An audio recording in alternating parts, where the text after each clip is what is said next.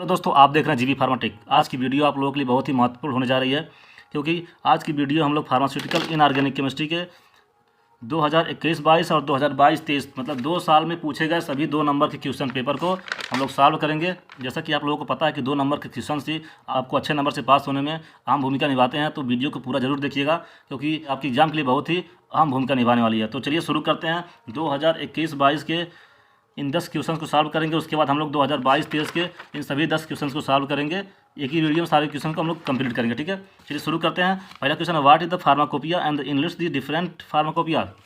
Pharmacopoeia क्या होता है भाई? देखिए, फार्माकोपिया ग्रीक वर्ड होता है, एक वर्ड है जो ग्रीक वर्ड से लिया गया था, फार्माकॉन, एंड दूसरा होता है पोइन। फार्माकॉन मतलब होता है ड्रग या रेमेडी, एंड पोइन मतलब होता है टू मेक, ड्रग को बनाने या क्रिएट करने के बारे में सारा कुछ इन्फॉर्मेशन एक ऐसा लिस्ट जो होता है वो कंटेन किया होता है। सब इसके डिफिनेशन को हम लोग पढ़ लेते हैं। It is a legal and official book. देखिए, legal and official book contain the list of the medicinal substance, crude drugs and the formulas for the making preparation. मतलब कि जो हम लोग ड्रग बनाते हैं, मेडिसिनल सब्सटेंस जो यूज करते हैं, क्रूड ड्रग जो कि रॉ मटेरियल ड्रग का यूज करते हैं, और फार्मुलेशन जो प्रिपरेशन करने का तरीका होता है, रूल्स होता है, उस सारे का जो लिस्ट होता है यही बुक कंटेन किया होता है, ठीक है। कई तरह के होते हैं। देखिए, आप लोग देख ले रहे हैं इसके टाइप्स के कितने तरह के होते हैं। जैसा कि हम लोग जानते हैं कि सभी कंट्री के पास अपनी अपनी फार्माकोपिया होती है। जैसे इंडिया में इंडियन फार्माकोपिया, यूनाइटेड स्टेट में United State pharmacopoeia, European pharmacopoeia, British pharmacopoeia, International pharmacopoeia and the Japanese pharmacopoeia, ठीक है। नेक्स्ट देखते हैं, state the principle involve in the limit test of chloride. देखिए, लिमिट टेस्ट बहुत ही important question है, लगभग हर साल मतलब पूछ लिया जाता है, ठीक है। Limit test of chloride depend upon, इसका प्रिंसिपल क्या होता है? Depend upon the principle reaction, depend upon the principle reaction between the silver nitrate and the soluble chloride. मतलब कि सॉल्युबल क्लोराइड आयन और सिल्वर नाइट्रेट के बीच में ऐसा रिएक्शन होता है जिसमें कि इनसॉल्युबल सिल्वर क्लोराइड के फॉर्म में कन्वर्ट होता है, जो कि presence of the dilute nitric acid. यह रिएक्शन जो होता है डाइल्यूट नाइट्रिक एसिड के प्रेजेंस में होता है, जिसके कारण जो होता है सिल्वर नाइट्रेट कन्वर्ट होता है सिल्वर क्लोराइड में, जो कि इनसॉल्युबल होता है। इसका रिएक्शन देख लेते हैं, soluble chloride and silver nitrate. देखिए, डाइल्यूट HNO3 यहाँ पे लिख दीजिएगा, और AgCl जो कि इन सॉल्युबल फॉर्म में है, मतलब सॉल्यूशन में डिस्पर्स हुआ रहता है, ठीक है। जिसके कारण जो होता है वह सॉल्यूशन जो होता है क्लाउडिनेस या फिर ऑपेलेसेंस दिखाई देता है, ठीक है। इसमें क्या होता है? ऑपेलेसेंस या फिर cloudiness of the test solution compare with the standard solution. मतलब कि जो स्टैंडर्ड सॉल्यूशन का क्लाउडिनेस होता है, कलर होता है, उसको टेस्ट सैंपल के कलर से मतलब क्लाउडिनेस से कंपेयर करते हैं। अगर वह टेस्ट सॉल्यूशन का क्लाउडिनेस कम है, मतलब ज़्यादा वह भद्दा नहीं है, कम क्लाउडीनेस है तो समझ लो टेस्ट पास है। अगर ज़्यादा क्लाउडीनेस है, ज़्यादा उसमें प्रेजेंट इम्प्योरिटीज़ हैं, तो टेस्ट फेल हो जाता है, ठीक है।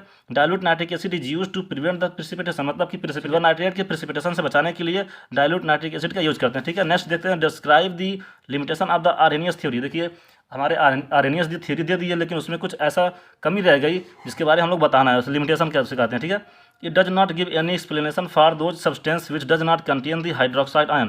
देखिए, वो बताते हैं कि जो हमारे बेस होते हैं वह पानी में डिजॉल्व करने पर हाइड्रोक्साइड आयन मतलब हाइड्रोक्साइड आयन जनरेट करते हैं, ठीक है। लेकिन वो ये नहीं बताए कि जिस मॉलिक्यूल में जिन केमिकल में हाइड्रोक्साइड आयन नहीं है, मतलब जो हाइड्रोक्साइड आयन को कंटेन नहीं किए हैं, आखिर वह डिजॉल्व होंगे तो कैसे हम लोग पता करेंगे कि हाँ वह बेस है कि एसिड है, ठीक है। देखिए, जैसे एमाइन हो गया, उसमें OH ग्रुप नहीं होता है, तो कैसे पता चलेगा कि हाँ हमारा वह बेस है कि नहीं है, ठीक है। लेकिन ये बेस होता है। It could not explain the acidic and basic character of the substance in the non aqueous solution. देखिए, जो हमारा ये तो बताए थे वाटर में डिजॉल्व करने पर, लेकिन अगर नॉन एक्वस सॉल्यूशन जैसे कि क्लोरोफॉर्म हो गया, अल्कोहल हो गया, ईथर हो गया, इन सारे सॉल्वेंट में अगर हम डिजॉल्व करते हैं किसी एसिड को या बेस को, तो कैसे मालूम होगा कि हाँ वह उसमें क्या क्राइटेरिया है कि हम पता करें कि वह एसिड है कि बेस है, ठीक है। नेक्स्ट देखते हैं, state the ideal properties of the buffer solution. Buffer solution का आइडियल प्रॉपर्टीज क्या है उसके बारे में हम लोग पढ़ लेते हैं, ठीक है। देखिए, बफर सॉल्यूशन का यूज़ क्यों करते हैं? pH को मेंटेन करने के लिए।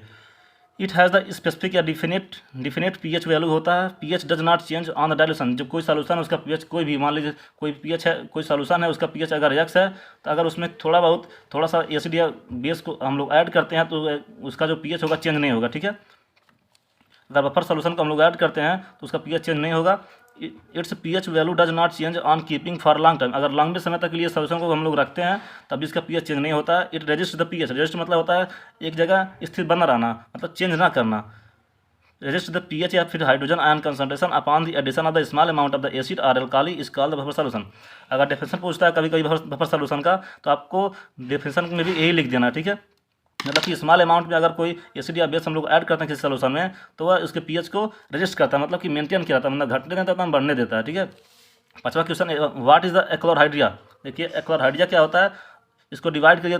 किसी भी आंसर लिखते समय अगर किसी भी शब्द का डिफिनीशन नहीं पता चल रहा है हमको तो उसको पहले उसको दो भाग में डिवाइड कर लीजिए। जैसे कि इसको ए क्लोरहाइड्रिया, ए मतलब विदाउट, क्लोरहाइड्रिया मतलब हाइड्रोक्लोरिक एसिड। ठीक है, इसको ये जो होता है एसिडिफाइंग एजेंट होता है, इसको जो होता है हाइपोक्लोरहाइड्रिया भी कहते हैं। हाइपो मतलब होता है कम, लेस, क्लोरहाइड्रिया मतलब हाइड्रोक्लोरिक एसिड। या तो विदाउट मतलब कुछ, या तो हाइड्रोक्लोरिक एसिड हो ही ना, समझ लेते हैं। These are the condition in which the there is either adequate secretion of the hydrochloric acid और absence of the hydrochloric acid in the gastric secretion.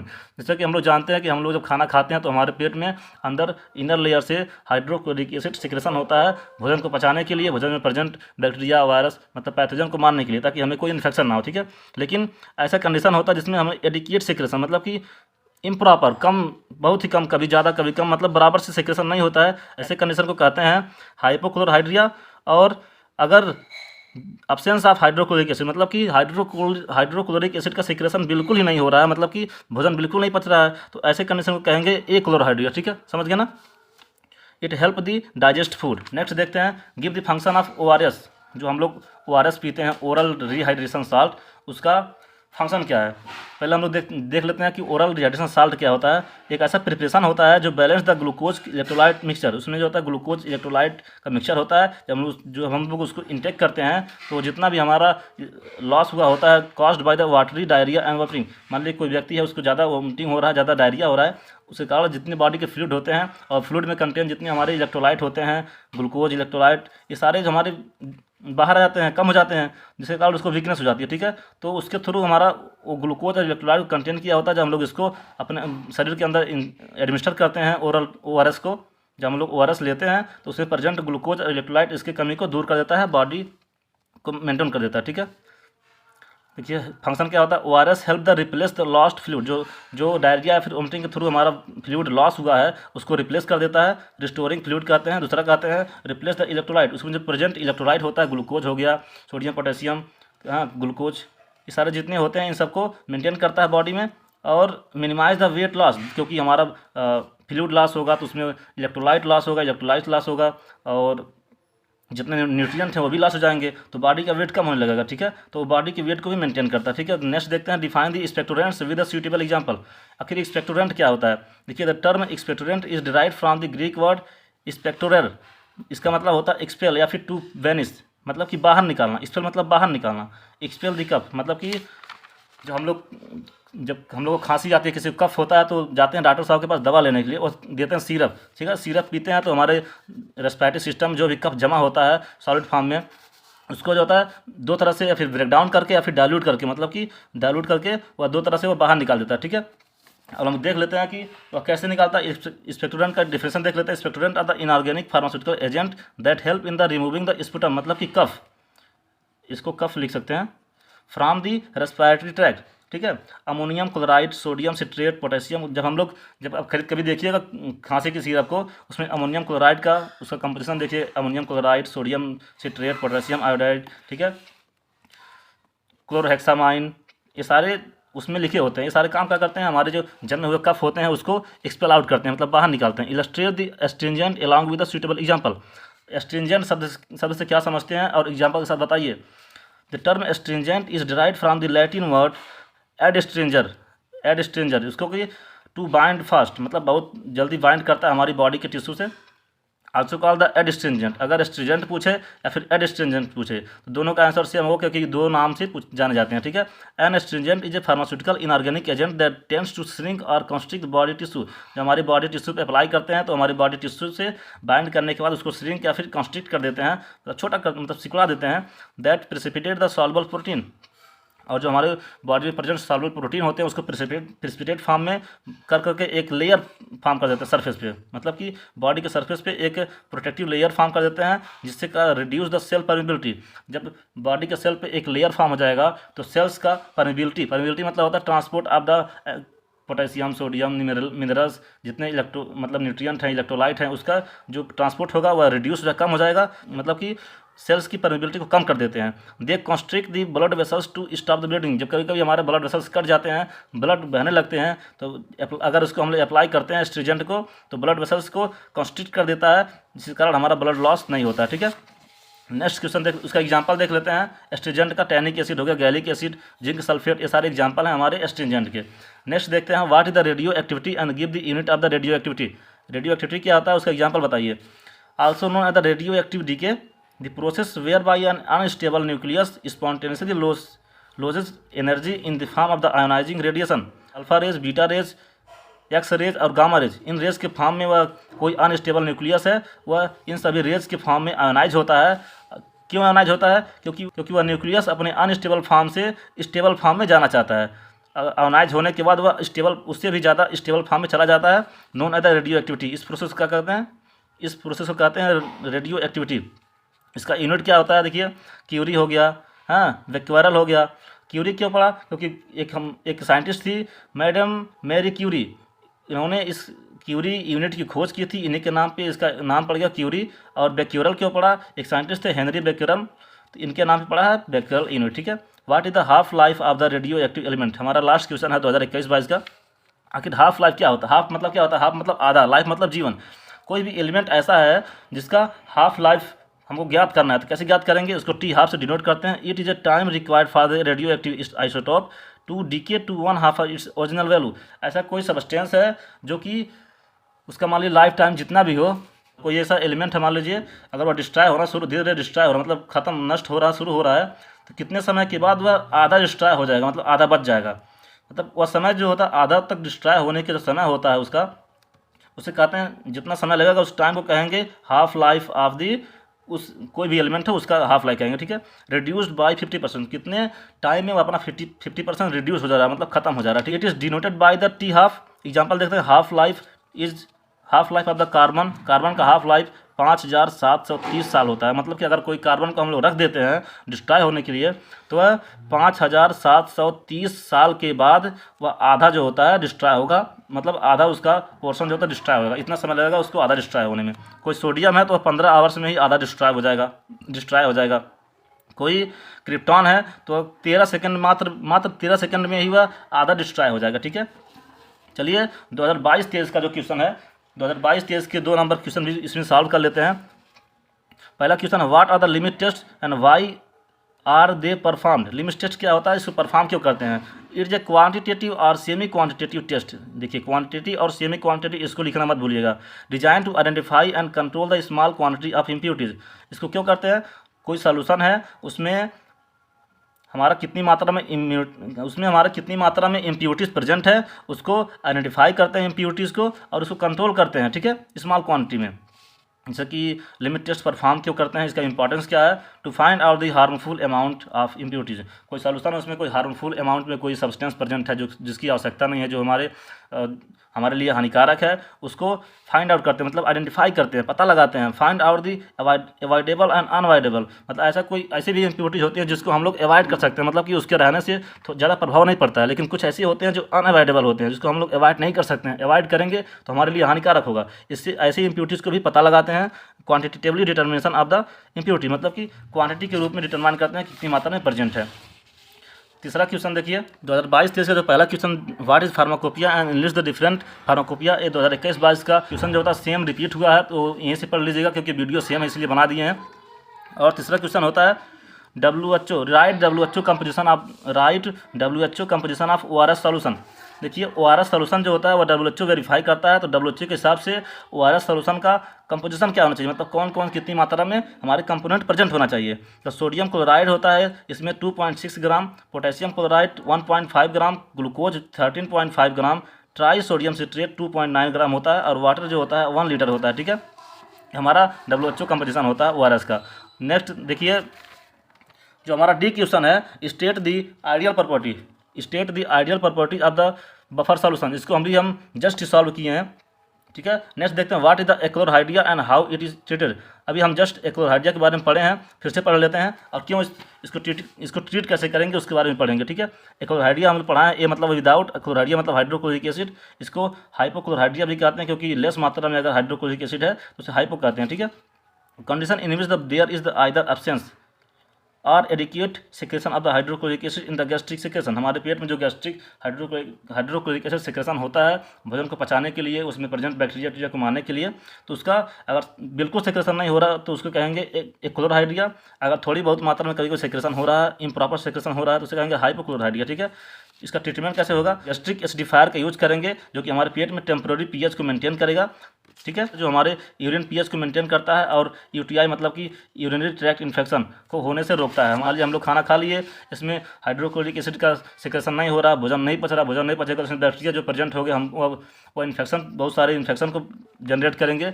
तो मतलब उसको ठीक करने के लिए हम लोग गैस्ट्रिक एसिडिफायर का यूज़ करते हैं। सिस्टमेटिक एसिडिफायर होता है मतलब कि जो हमारी बॉडी में जब ज़्यादा मात्रा में एल्कलाइन फ्लूइड इकट्ठा हो जाते हैं तो उसको न्यूट्रल करने के लिए, फिर एसिडिफाई करने के लिए हम लोग सिस्टमेटिक एसिडिफायर का यूज़ करते हैं। एसिड्स का यूज़ क्यों करते हैं?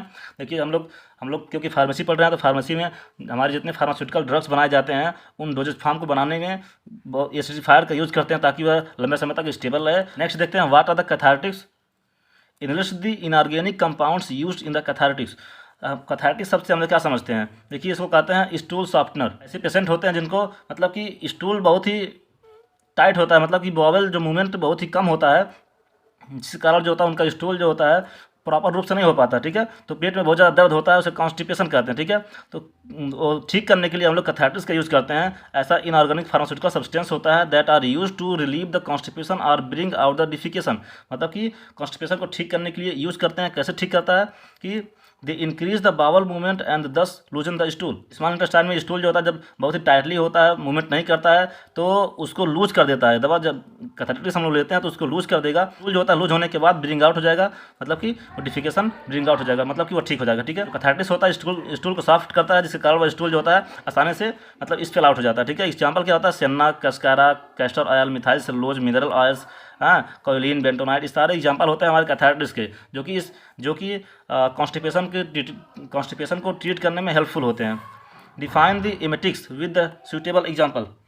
देखिए जो हमारा एफ वाला क्वेश्चन है, जो हमारा जी, देखिए जी question, define the expectorant with suitable example. अभी जस्ट 2 मिनट पहले हम लोग इसको इस वीडियो में हम पढ़ चुके हैं, तो हम लोग नेक्स्ट वीडियो को सॉल्व कर हम लोग नेक्स्ट क्वेश्चन देखते हैं। Define the emetics with the suitable example. Emetic क्या होता है भाई?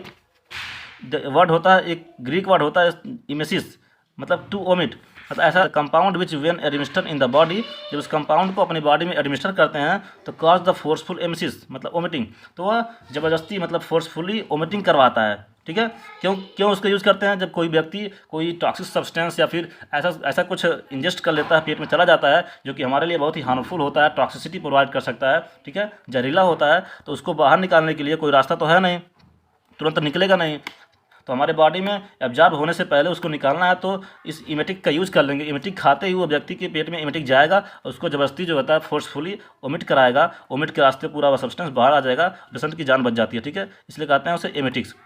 एग्जाम्पल होता है कॉपर सल्फेट। देखिए कॉपर सल्फेट का यूज़ करते हैं, कोई व्यक्ति अगर कोई टॉक्सिक सब्सटेंस खा लेता है तो उसको तुरंत निकालने के लिए कॉपर सल्फेट का यूज़ करते हैं, वोमिटिंग करा देता है तुरंत। मॉर्फिन हो गया, पोटेशियम सोडियम टार्टरेट हो गया, ये सारे एग्जाम्पल होते हैं हमारे एमेटिक्स के। नेक्स्ट क्वेश्चन देख लेते हैं, differentiate between the alpha beta and gamma rays.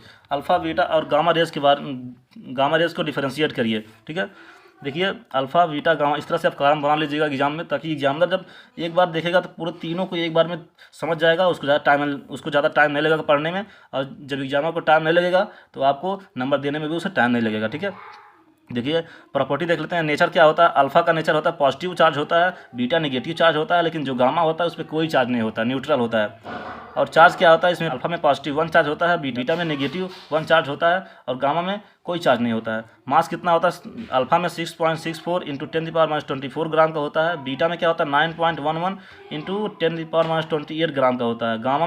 Gamma में जो रेज होता है, जो गामा रेज होता है उसका कोई वेट नहीं होता है। रिलेटिव पेनिट्रेटिंग पावर, मतलब कितनी पावर है कि वो किसी दूसरे एलिमेंट में मतलब प्रवेश कर सके, ठीक है, इंटर कर सके। They do not have the penetrating any element, या किसी भी एलिमेंट में पेनिट्रेट नहीं कर सकता है, इतना पावर ही नहीं होता कि किसी एलिमेंट में पेनिट्रेट करे, मतलब उसके अंदर घुस सके। ठीक है, पेनिट्रेटिंग थ्रू जो हमारा बीटा होता है उसमें अल्फ़ा की तुलना में 100 गुना ज़्यादा स्ट्रेंथ होता है किसी दूसरे एलिमेंट में पेनिट्रेट करने के लिए, लेकिन जो हमारा गामा रेज होता है उसमें अल्फ़ा की तुलना में 10,000 स्ट्रेंथ होता है किसी दूसरे एलिमेंट में पेनिट्रेट करने की। ठीक है।